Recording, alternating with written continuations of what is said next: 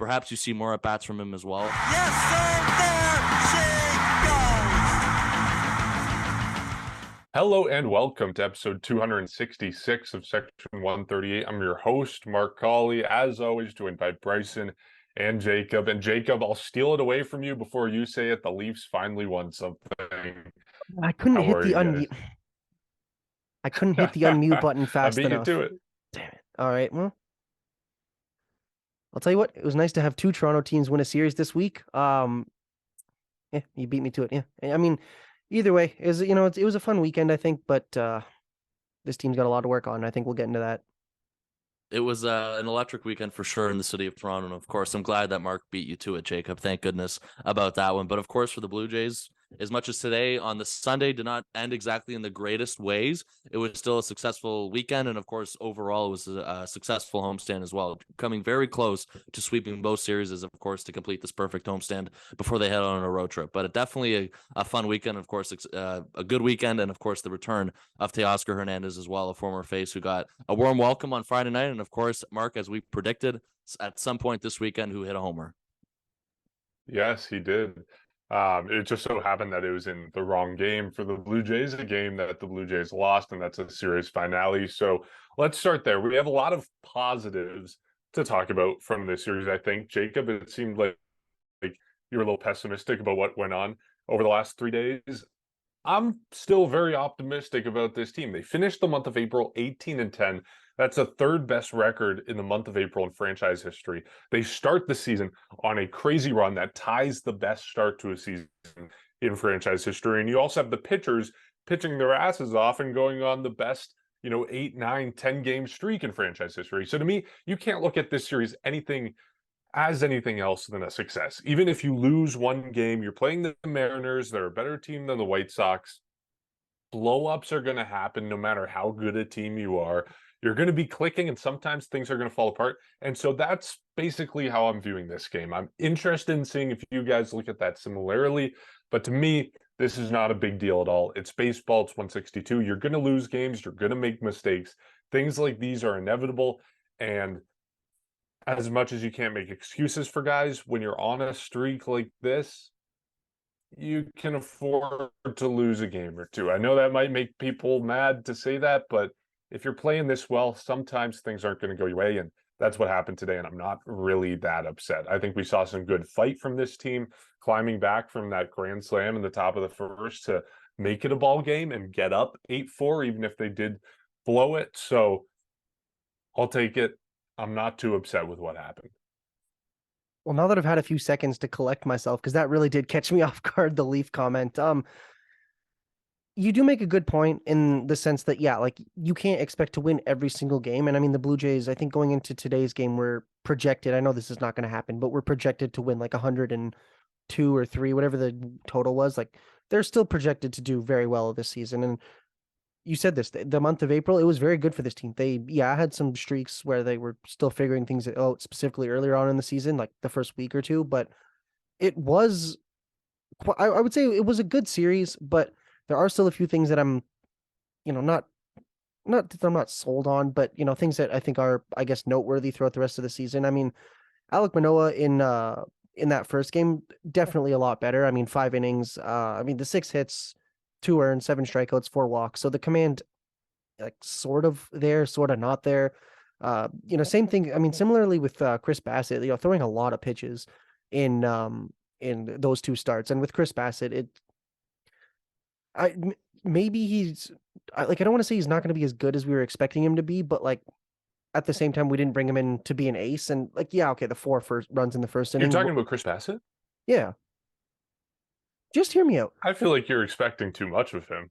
I know, that's what I mean. Like, he's not going to be in there. Yeah, no, but so other than the first inning, it wasn't a bad start. But I mean, for people thinking that he was going to be like a Ross Stripling end of the season replacement last year, definitely not what we can expect out of him. But that second game, I think, is what concerns me the most, because you got to remember, you have a guy on the Mariners making his major league, not his major league debut, his second major league appearance, who had the Blue Jays no hit through 6 2/3. And it was funny, he got pulled after that with like 70 pitches or 50, 60 pitches. Like he had a few 5-pitch innings and he was just dominating this team. They ended up winning it 1-0, so it's not like that bad in terms of win-loss record. But if Kevin Gosman was not, well, not even Kevin Gosman, if the entire pitching staff was not lights out, they would have lost that game. And it was a great moment for Dalton Varsho, but I think it's just showing that this team can be exploited by other good teams. Like, you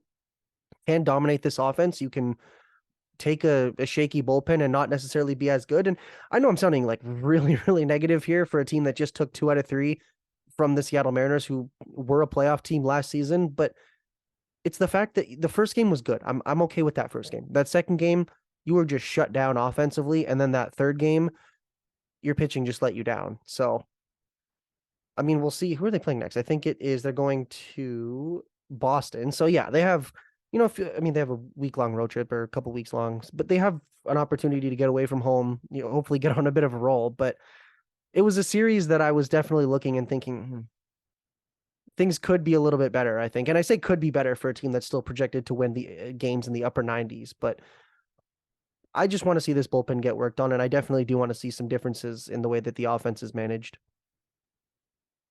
Okay, well, I don't know if it was the Leafs that pretty much heighten your expectations, but I mean, 5-1 homestand, 2 out of 3 this weekend, sweeping the White Sox. Before 6-game today, winning streak. before today, the bullpen pitching 15 scoreless innings. Are we just ignoring that, Jacob? It was good, but at the same time, like, you look at today's game and they couldn't even get an out without giving up a couple runs. Yes. No, of course, today was definitely not from what we pretty much in terms of what we've seen the last week and pretty much throughout this series. Obviously, was not the same result of what we've been getting throughout this homestand, though. But of course, I'm going to go back to pretty much what I said off the top. This bullpen has been fantastic throughout this weekend, throughout this homestand, throughout these first couple of days as well. And even going back to, I guess, the starting pitching. I mean, yes, Alek Manoah went 5 innings, of course, in the Friday game, but we also saw a lot of similarities in terms of not being the sharpest, but of course, in terms of something that we haven't seen this year, he was finding ways to get out of it. Of course, this year so far, when Alek Manoah has struggled, he has not been able to get himself out of it, and that is pretty much, it comes with the fact that he has inflated numbers and everything like that. So as much as he didn't have his A game in terms of his stuff, he was definitely able to get some key outs, of course, before things handed off to the bullpen. But I mean, if you want to look at the bullpen on Friday night with Meza, Garcia, Swanson, Romano, no runs allowed to the Seattle Mariners, and that kept the Jays in control throughout most of it. And then if you want to go to the Saturday game, Kevin Gosman, of course, is somebody who continues to dominate. Of course, I mean, he sets a career high this past start with 13 strikeouts. He leads MLB with 54 strikeouts. He hands things off to the bullpen. Zach Pop, Jordan Romano, Eric Swanson keep the Mariners at 0 in 10 innings. And of course, the highlight for me was Eric Swanson, of course, in the 10th inning, especially in extra innings with the runner on second base. The fact that he was able to keep the Mariners at 0 again. And of course, today was definitely pretty much a completely different story in the Sunday game. But of course, a lot of that had to do with the fact that these key guys, in terms of Romano and Swanson, were unavailable. I mean, of course, they were pitching on back-to-back days, which means this team had no other choice but to go to other names to get outs. And unfortunately, that was not successful for the most part. Of course, Trevor Richards came out, got 2 innings. Of course, he gave up a few runs, but at the same time, I think we'll take what Trevor Richards gave. The concern for me remains the concern in terms of this bullpen. The only part that I'm concerned about is, again, the performance of Anthony Bass. Of course, his splits now have become a major highlight in terms of his usage or his effectiveness versus righty batters again, and then lefty batters. And of course, against lefty batters, he's struggling to get outs. And of course, this is something that has been pretty much consistent with them throughout this entire season. Jimmy Garcia comes in 2 out in the 9th inning. Mariners are down to their final strike, can't get the job done, and of course that's how the Mariners tied the game. So outside of that performance today, I just think in terms of your expectations and in terms of your analysis, I think it's a bit harsh to criticize this bullpen after what they've done in terms of the last 15 innings. Again, prior to the Sunday game, they have gone perfect in terms of not allowing a run, 26 strikeouts, 2 walks. And of course, this is again highlighted by the main pieces in Jordan Romano and Eric Swanson. Then, of course, on top of that, what you mentioned, Mark, with the winning streak, this team ends off a 5-1 homestand. You take care of the White Sox. Could have easily won today's game, of course, against the Mariners. But of course, as much as it had a little bit of a sour ending in terms of this homestand, I mean, I think you could be fine coming away 5-1 and then going on the road for a pretty nice road trip. Yeah, the vibes to start this podcast, I'm kind of thrown off right now. I'm way I thrown did off, Mark. I did not expect to come in here on the defensive and have to justify what the Jays did this weekend, but apparently we are. I mean, like, look, yeah, are you happy about the Blue Jays getting one hit off a guy making his first major league start? Of course not. Like, you want them to do better. That's the type of Not pitcher they should be lighting up. not even a hit. Like they had no base runners for like pretty much that entire outing. Yeah. And they got what, one walk and the Matt Chapman double, was it? Yeah, and then he was pulled right after that. The double. Yeah. And like, yeah, if he had kept pitching, I mean, I don't really know if we ever got a reason why he was pulled so early. He was at 65 pitches, so I He don't went on know the if, IL today, so maybe that has something to do with it. oh, Yeah. interesting. Okay, that's probably why there's probably something nagging him. But yeah, like I don't like you're not happy about that. And of course you're not happy about the fact that the Blue Jays blew a 4-run lead and lost a game in extras and every reliever they brought in gave up a run. Like I'm not happy about those things, but when you're winning as much as the Blue Jays have been, there's room for error. There's room to make these mistakes. I think where the concern creeps in for me is if it starts to become a trend. Like if you get 3 games in a row where they blow a game out of the bullpen or the relievers can't be trusted or they get 1 or 2 or 3 hits through the first 5, 6, 7 innings. Like that's when it starts to become a problem for me. But when they're playing this good and you have one blip on the radar, I'm not getting worried at all. And, you know, if we're here on whatever it is, Thursday night, Friday morning, talking about the Boston Red Sox taking 3 of 4 from the Blue Jays and the Blue Jays giving up games of the bullpen and not hitting, like, yeah, we're going to be having those conversations. But one game alone, I'm not worried at all. So I guess your move, Jacob. Well, What do you say to that? the only reason why I'm a little worried is they easily could have lost all 3 of those games. And yes, the offense came in clutch, but well, it came in clutch in certain situations. But you easily could lose game 2 if your pitching is not perfect, like quite literally perfect. Today, offense was good, but I mean there were some questionable calls in the first inning with Chris Bassett, which all I will say is if you get that pitch, you call it a ball. I don't know how the heck is that is called a strike to other players because it was called a ball on a lefty batter and then a strike. I think it was to either Vladdy or Kirk. It was called a strike, literally the exact same location. But anyways, this easily could have been a coin flip of a series based on the way that the team played, and I think that's just where I'm a little bit like, ooh, okay, you win, yes, but it's like at the same time you can't rely on these types of wins. Like if you're gonna have good pitching, which you did at times, and your offense is also going to be good, you need those things to be good, or else you look at. I mean, after this, I mean, schedule's not actually that easy. I mean, you get Atlanta, Philly, Pittsburgh, Yankees, Orioles, Rays, Brewers. Like they got a tough schedule ahead of them. If you're just barely scraping by, I mean, the month of May could, I think, get ugly for them. But that being said, they are still playing well in terms of getting wins. To some extent, yeah, that's all that matters. But at the same time, I think this just might be a bit of an evaluative time for the team where it's like, is Anthony Bass really going to stay here? Is Nate Pearson going to take his role? Does Cavan Biggio belong on a major league roster? Well, based off of, I mean, Whit Merrifield's got a hit. No, sorry, he's been on base in every single game that he's appeared in. Why is he not playing every day? Streak. Yep, I don't know why he's not playing every day. So let's talk about that right now because that's kind of the next topic on the list of going down. He is on a 20-game on-base streak. He's gotten on base in every single game the Blue Jays have played. He is living up to his name of 2-hit Whit. He had 2 hits on, was it Friday night that he played and actually, got playing time as opposed to Saturday sitting. He got 2 hits on Friday. Saturday, he's not in the lineup. And I don't know. What do we make of this? What do we make of this decision? Like, is there any justifying why Biggio is getting playing times in an environment like this right now? Like, why do you have a good reason why Merrifield isn't in there every day? Because for me, I don't. Like, at this point, we talked about it last episode. He's proven that he should be starting every single day, and he's proven that he should be higher in the lineup, right? He's got on base in 20 consecutive games. He should not be hitting 7, 8, 9. And we kind of saw this in today's game where he moved up to 5, Dalton Varsho moved down. That's the type of move I want to see. I want to see him in the lineup every day, and I want to see him hitting fifth or sixth. Is there any reason why he shouldn't? Like, do either of you have a justification for why Cavan Biggio started that day and Whit Merrifield didn't? Other than the fact that Cavan Biggio hits from the left, I don't really know what the explanation is. And even if it is he's a lefty, Dalton Varsho hits left, Kevin Kiermaier hits left. In my opinion, those two should be playing every day. Like, you shouldn't be taking out Kiermaier so that Whit Merrifield can finally get an at bat in the outfield. Like, he should be your everyday second baseman.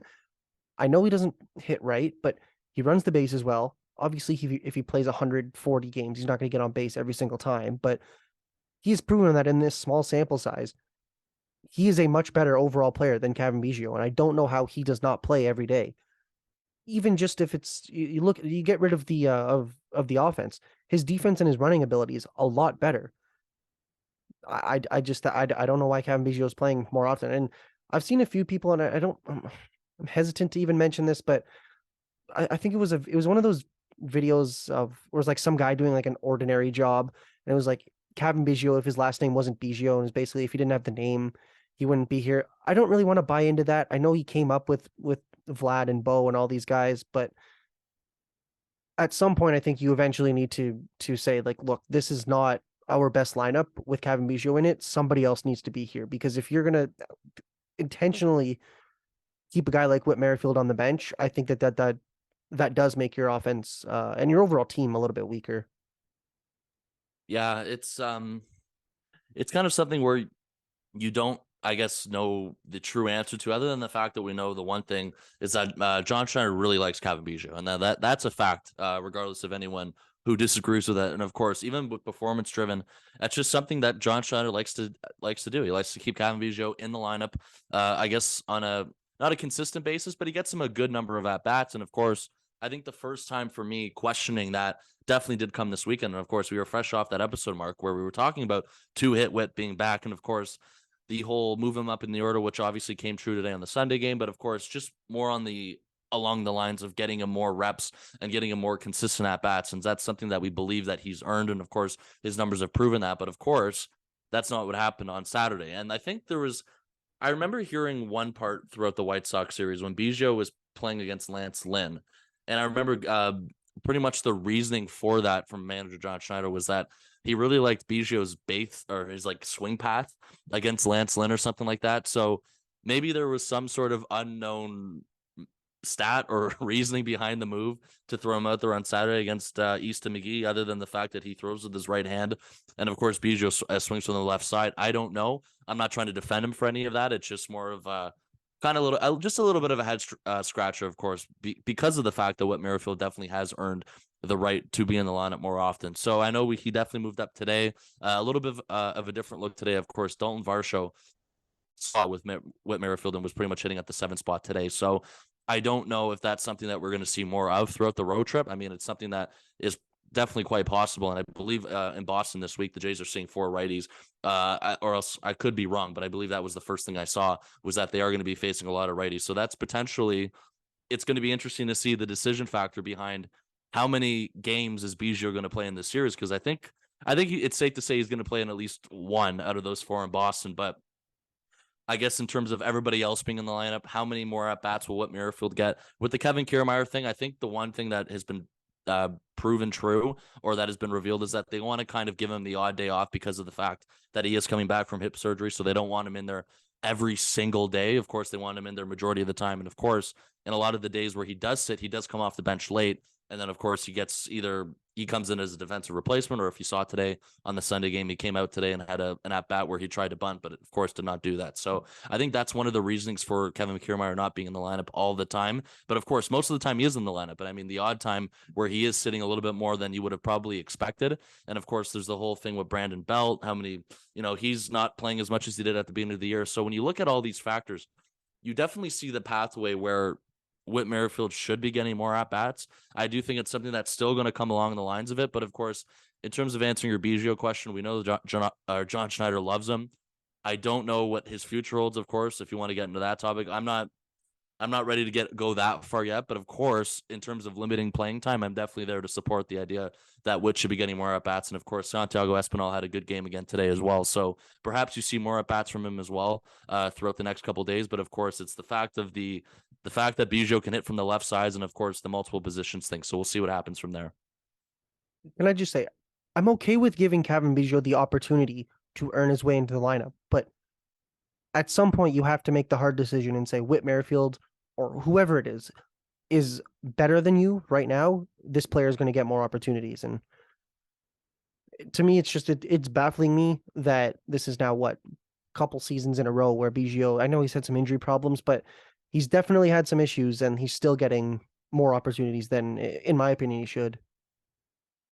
Yeah, to be fair, he didn't play a whole bunch last season. And yeah, like I guess, I don't know, he hasn't really gotten consistent playing time in quite a while. Like he had 97 games last season, 79 games the year prior, and then 2020 was a real season where he did get consistent playing time. He played 59 of 60 games and he had an OPS plus of 122 that season. So like I guess that's what the Blue Jays are targeting, trying to get him back to, but he's really not that guy right now. And so he shouldn't be taking at bats away from someone like Whit Merrifield, who is that guy right now and who is, playing as well as he's ever played, or at least with the Blue Jays, and it's a 21 on base streak, 21 game on base streak, not 20 games because he got on base today. So like, it's just, he continues to impress and he shouldn't be taking and playing away from those guys. And so like, I know people are saying DFA Cavan Biggio, and I don't think we're at that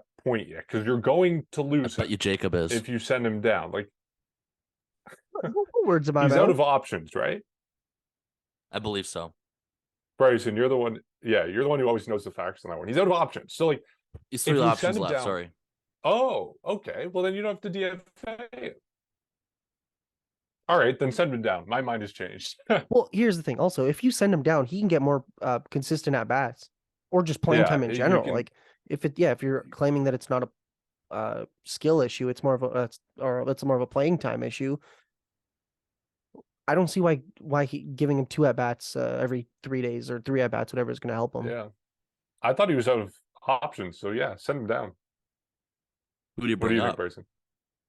Well, yeah, that's the other issue. Like, no one is demanding the Blue Jays call him up right now. Like, Addison Barger hasn't been doing well in AAA. Otto Lopez hasn't been doing well in AAA. Who else is down there? Relvis, right?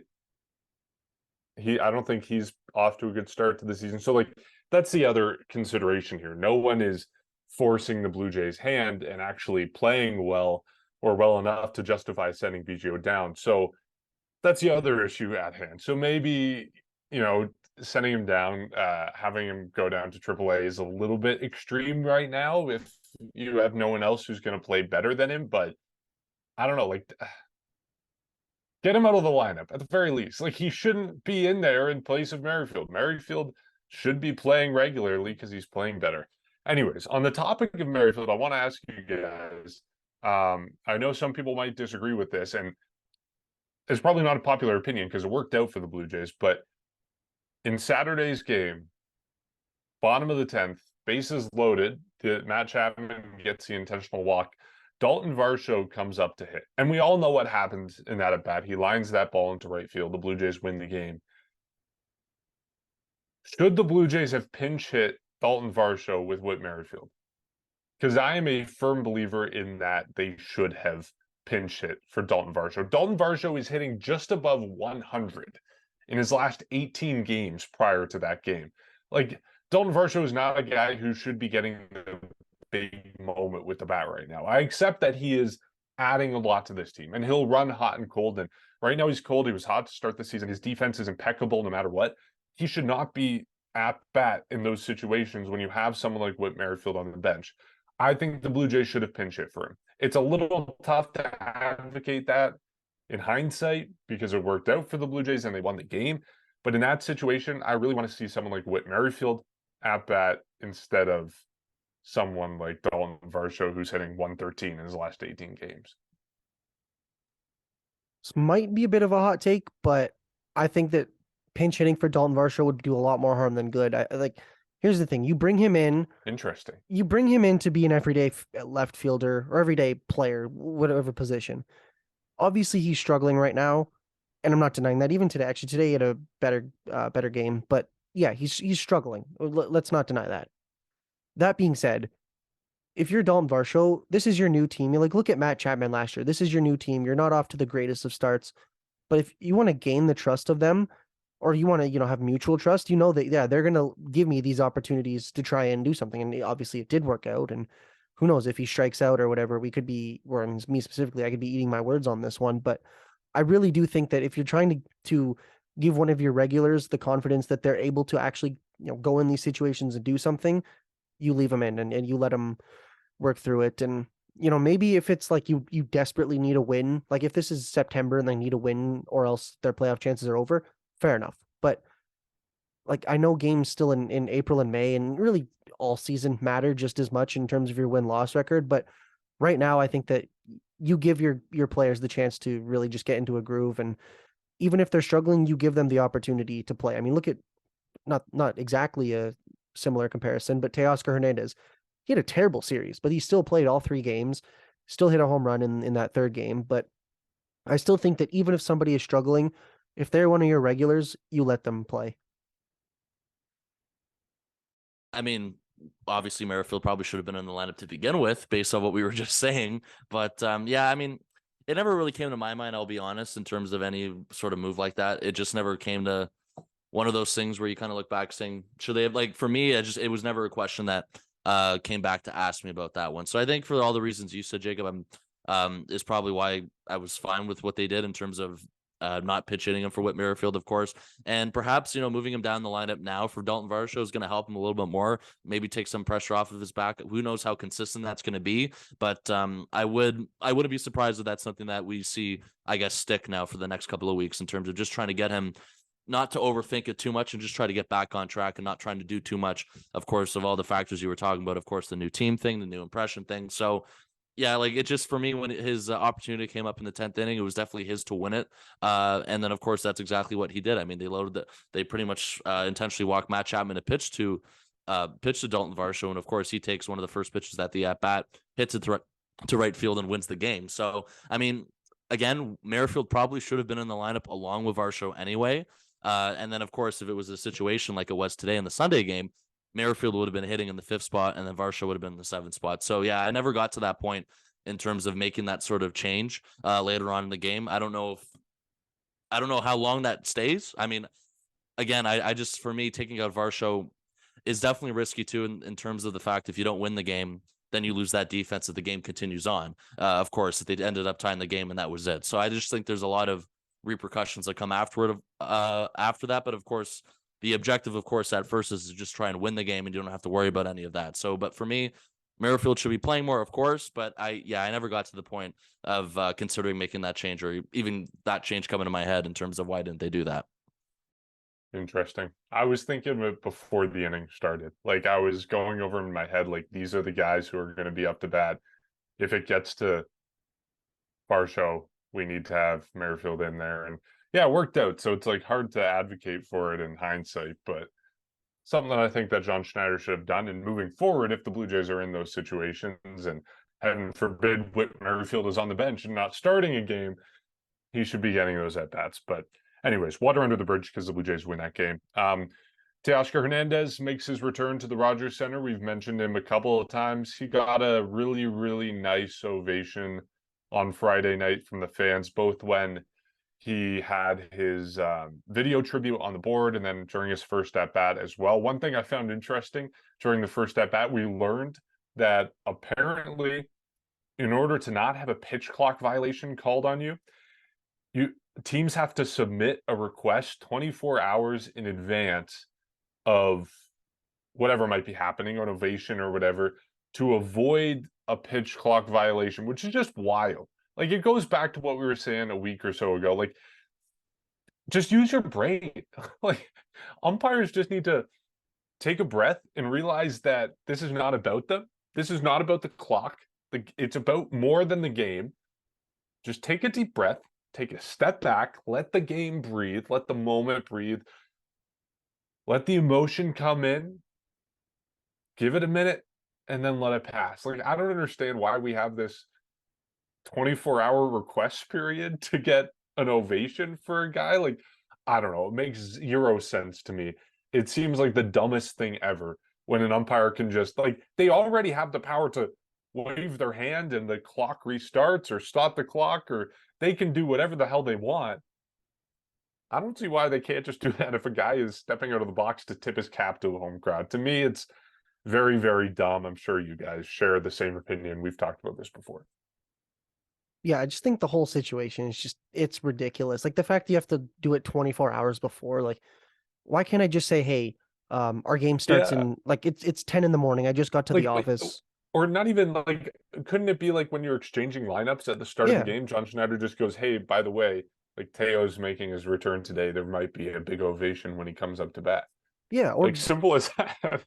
or just have something where like you can signal like whatever the signal is, like you're going to do 4 pitches to intentionally walk them or like hang on, look, or have a review, like have some type of signal where it says, and maybe they limit it, but it's like you have X amount of times where you can just stop the clock between at bats. Because I mean, I'll extend this. But Like, even that, I think that's like too formal. Like, as an umpire, you should just be able to see what's happening around you and recognize this is a yeah, big fair. moment. Like, it's, Mhm.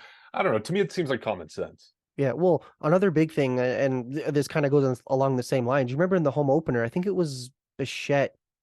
No, who? Some was it? I think it was It Kiermaier was, hit that I think it was Kirk hit a home run, and then the it two was back to like back. that. Oh, Mhm. I that think was it was Kiermaier and Yeah, George, was it? yeah. So Kiermaier hit the home run, and before he even finished his celebration, which yeah, okay, fair enough. He ran through the dugout like 6 times, but before he could even finish his celebration, he was already running out. He's like, "Oh wow, there's already a home run hit." And even as a fan, we're all sitting there watching Kiermaier go into the dugout, and then we had to look. We're like, "Oh wow, the pitch has already been thrown." So I feel like in some instances, like yeah, the umpires can have like their own discretion, but you can also say, "Hey, right now we want you to just stop the clock, even if you have, I don't know, a minute between when you can start it and stop it, or just something, so it's not like, okay, literally 30 seconds have passed. If you're not in the bag or at the plate, you're already out or already behind a strike. Sorry, that's what I mean." Glad you were able to fix that quickly before I came in.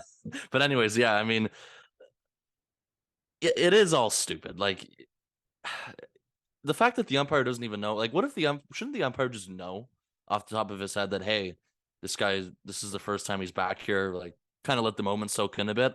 I guess not. Maybe he did, but of course it's all a formality, like you said, Mark, where you have to do that request form. But yeah, I agree with you in terms of as much as I love the clock, they definitely should have, in terms of just using common sense, probably should have been a little bit more or they probably should have used that a little bit more than they do. But anyways, I mean, it was definitely cool though to see Teoscar Hernandez back. I was happy to be there on the Friday as well and be part of the people or the crowd that gave him that standing ovation throughout the video tribute. And of course, his first at bat of the game. So, I mean, of course, it wasn't best weekend for him in terms of striking out a lot, but of course, he got his home run in today on the Sunday game. But it was just interesting seeing, I guess, him back. And of course, he talked to the media a lot throughout this weekend and basically kind of said how he was a little bit shocked by the Blue Jays trading him and he had a lot of questions. And then, of course, he went back to the fact that none of his questions ended up to matter because, of course, it's a business. And, of course, the Blue Jays were the ones who made the call and everything like that. So, and just, I guess, the whole thing where he wanted to pretty much spend his entire career with the Jays. But, of course, when we've talked about this trade so much over the offseason, and even at first when it was made, it was definitely a little bit controversial through a good chunk of the fan base, I think. And maybe there's still a good chunk that still thinks it was a trade that kind of wasn't absolutely necessary. Of course, I believe from what we've all talked about throughout the winter, it was something that all of us had the understanding of why this trade was made. And of course, how important, if you look at it now in terms of what the Jays do with Eric Swanson, how important it is to have him. And of course, how important it is to have an eighth inning guy, because right now, outside of him and a couple other people, there's not a lot of trust that you have in certain relievers on this team. And of course, that would be my only issue with this bullpen right now. But other than the fact when all these guys are pitching in the same game, I'm pretty confident in terms of the outcome. And I think we saw that throughout the weekend of how effective this trade has been for the Blue Jays in terms of getting Eric Swanson. But of course, it's a bittersweet move and having Teoscar Hernandez back. I mean, he had a bunch of key home runs and he's been known, or he'll be known for a lot of key home runs that he's had. I mean, you go back to the home opener in 2022. You go back to the 2 home runs off of Robbie Ray in the playoffs, and even moments throughout the last couple of years too, where he's made his presence known. He's made some really big highlights for this team in terms of what he's done for the most part, of course, at the plate. So it was good to see him back there. Glad there was no pitch clock violation in terms of an automatic strike called against him, and it was just, it was pretty much a week of homecomings in terms of Charlie Montoyo's return and, of course, Teoscar Hernandez's return. So I guess that was the interesting part about the homestand in terms of how good it was successfully. It was also a week of homecomings for former Blue Jays. No update on Charlie getting the managerial job, eh? I don't know if you saw, but Luis Robert didn't know Charlie Montoyo's name. Yeah. That's sad. What? And of course, I'm sure you saw when he didn't hustle at the ground. I was going to say, he's the guy that doesn't know that was what hustling they is. They are either, a tire fire. What is going on in Chicago, man? Oh man. Okay, Jacob, you wanted to talk about Nate Pearson. You weren't here last episode to talk about the call up, and you have opinions on how he was used this series. Well, first of all, I just want to mention that your biggest loon counter from our predictions episode already has a whoa. Okay, and who said that Kevin Gausman wouldn't win the Cy Young? That was you. So let's just but you took the 0 on Nate Pearson. Anyways. Okay, we will remember that the only thing that matters is the over under. I took the under, and I still got room for that to work out. So today's game helped with that. He wasn't used in today's game. I think Jacob's saying your days are numbered, Mark, in terms of that. We'll see. There's an injury coming soon. I can feel it.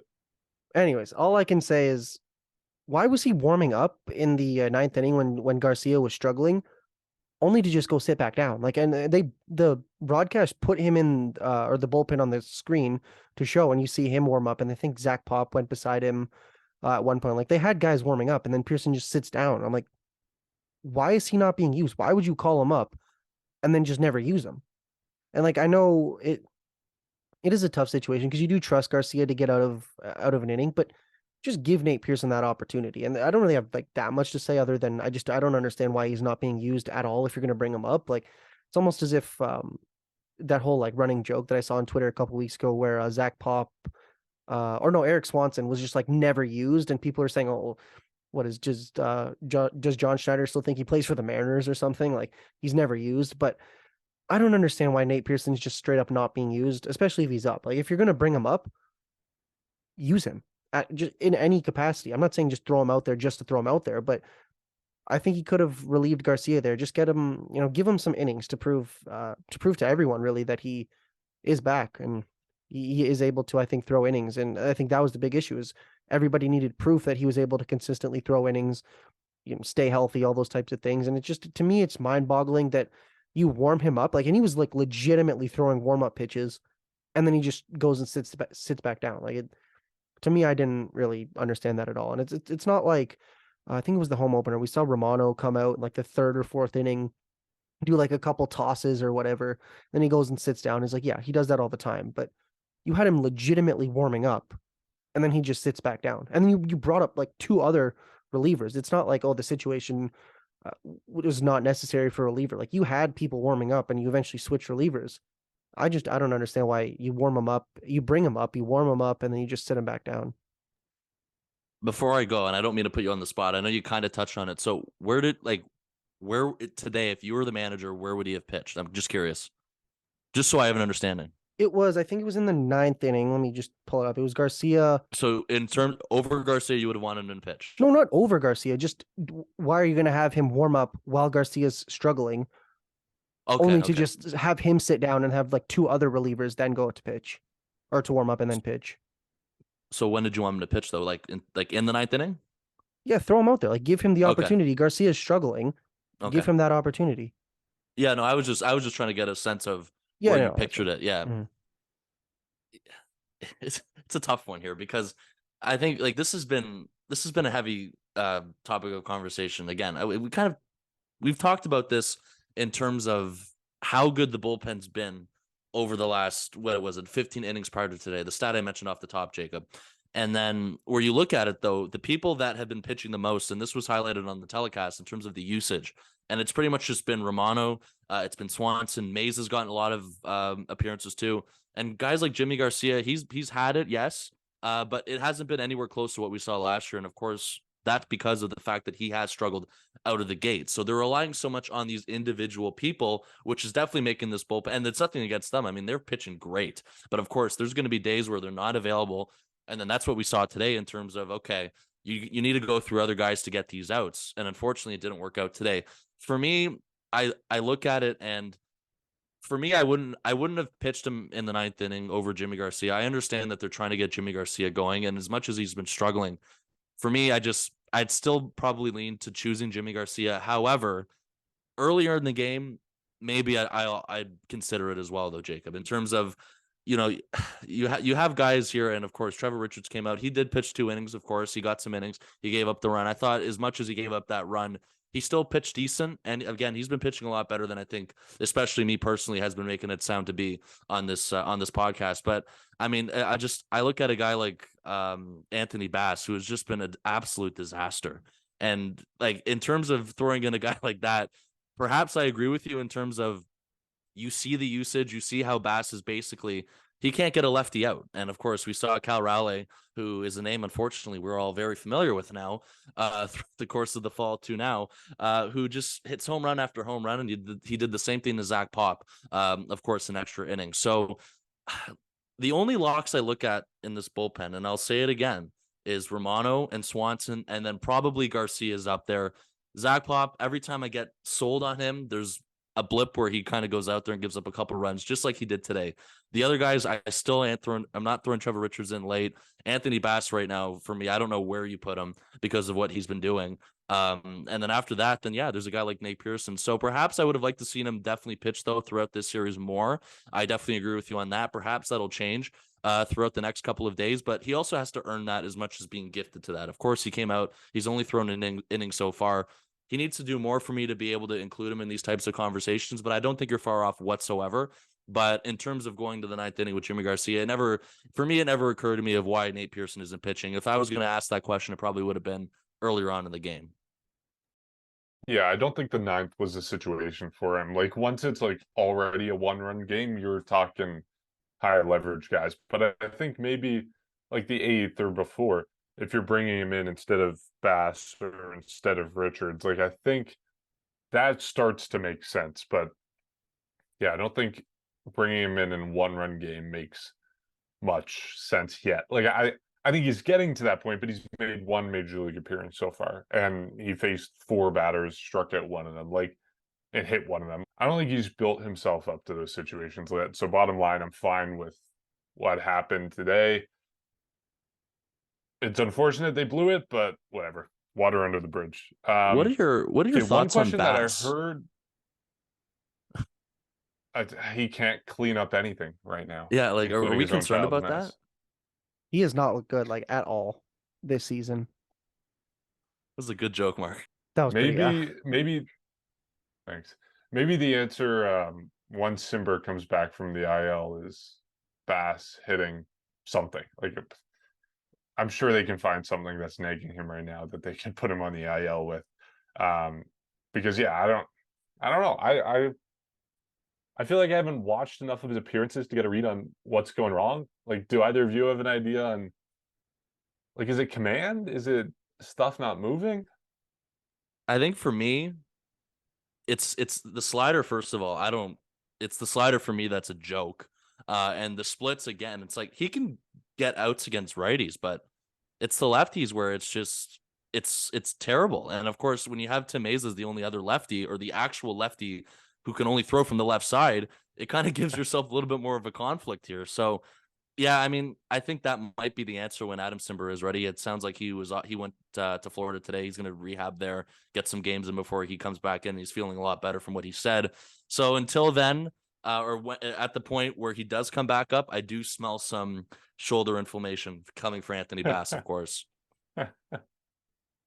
Honestly, yeah, what you said there, it's just he's not getting people out, and he's once he gets himself into trouble, he can't get himself out of trouble. And so probably right, we'll probably see some type of fluke injury that nobody else was expecting. But unfortunately, I mean, here's the problem. It came at the worst time with the whole popcorn situation, because that's like, people will try to trash his his pitching abilities, and then they'll somehow mention the You love popcorn. this Like topic. it's hilarious. Well, It's hilarious for all the golden. wrongs. It's Yeah, golden. It's great. but yeah. I don't know. He's got to be better unless he wants to be off this roster. Because, like I said, Nate Pearson's pitching a lot better. Adam Simber, well, in the minors at least, Adam Simber, I still trust him over Anthony Bass. Chad He's Green's at- coming. Yeah, well, yeah, in like 6 months. But, anyways, Anthony Bass, his job, I'm not saying it's on the line, but he's getting to that point where if you want to be on a competitive team, you got to be able to help that team win. Okay. Jacob has spoken. 4 games against the Red Sox. The Blue Jays are shipping up to Boston. As am I. I'm hoping to go to a couple games while I'm down there. So that'll be fun. We get everyone except for Chris Bassett, Jose Barrios tomorrow night. Series predictions. And while you give your series predictions, I'll figure out what the standings are and update you.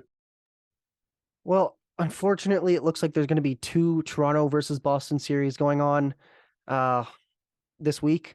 I was waiting for that. Yeah, I had to mention that. But yeah, you're going to see, I mean, the Red Sox, yeah, not doing that well. I mean, honestly, I feel like the Blue Jays, they got to take 3 or 4 here. I'm not even looking at pitching. You've got good starts out of Barrios, Kikuchi. Manoah's looked a little bit better. And Kevin Gosman's, one of the top pitchers in the American League, if not league at this point. So if I had to predict it, I would say they are most likely to lose that 3rd game. It's looking like it'll be Manoah versus Pivetta, but I don't know how you don't take 3 or 4 from this team. Yeah, so I mean, if you look at the season series from last year, of course, and how much the Jays really dominated the Red Sox, I mean, you got to feel good about everything. And of course, we're going to see the Alec Manoah versus Alex Verdugo thing too, where I'm sure everyone's has an idea of what happened with that. And yeah, I mean, just confirming what I said off the top, it is going to be 4 straight righties that are going out for the Red Sox. And you mentioned it, Mark, everyone except for Chris Bass, going out. So it's Kluber, it's Tanner Houck, and then of course it's Nick Pivetta, and then it's Brian Bayo on the 4th game. So it's going to be interesting. I do agree with you, Jacob. I'll go 3 out of 4 just because of the fact, as much as 4-game series are tough to, I'm not going to go sweep. I mean, they're tough to do that anyway. But of course, the Jays have had the Red Sox number over the past couple of years, and especially last year, where basically the Red Sox barely won against the Jays anyway. So I'll say they go 3 out of 4. I'll say they lose. I'll say they lose tomorrow night on Monday, but then they win 3 straight Tuesday, Wednesday, Thursday. I actually have something to retract from what I just said. Oh, what? We might not see 2 Toronto versus Boston series because the Panthers just tied it. Oh. Anyways, that has nothing to do with this podcast. Let's just it's finish dated now anyway. Like, yeah. When people Well, are yeah, it'll be listening done. to Yeah, this, by the it's gonna be long. they're laughing at Jacob again. Anyways, they'll see my stuff. reaction Jeez. on the video because you'll see it too. God, But stop it. anyways, Okay. Well, so Bryson has them losing game 1. Jacob, you said game 3. I'm gonna go right in the middle and say they lose game 2, but win everything else. So that's a Tanner Houck start, I think, and he's pretty good. So I'll put my money on him. And just to update the standings on where we all stand, Bryson and I got perfect predictions. We both said they would go 2-1 and lose game 3 straight. So Bryson's on a streak of 3 straight. He hasn't messed up a game since the Houston Astros series, April 17th to 19th. So very impressive run from Bryson. Jacob, you got 3 points because you said they would lose game 1 and they didn't.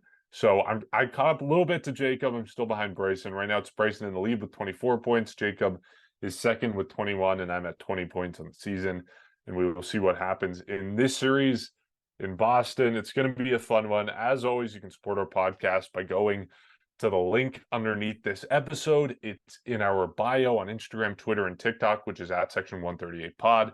You can join our Discord. You can support us on Buy Us a Coffee. You can find our YouTube. You can find us on Apple Podcasts and Spotify. And you can rate us on Apple Podcasts and Spotify, which always just helps spread the word about what we're doing here. We'll be back either Thursday night or Friday morning, probably Thursday night. Bryson, you're headed to Pittsburgh for that series against the Blue Jays. So we'll figure out the scheduling there. But bottom line, we're looking forward to Fenway Park and the Green Monster. We'll catch you next time.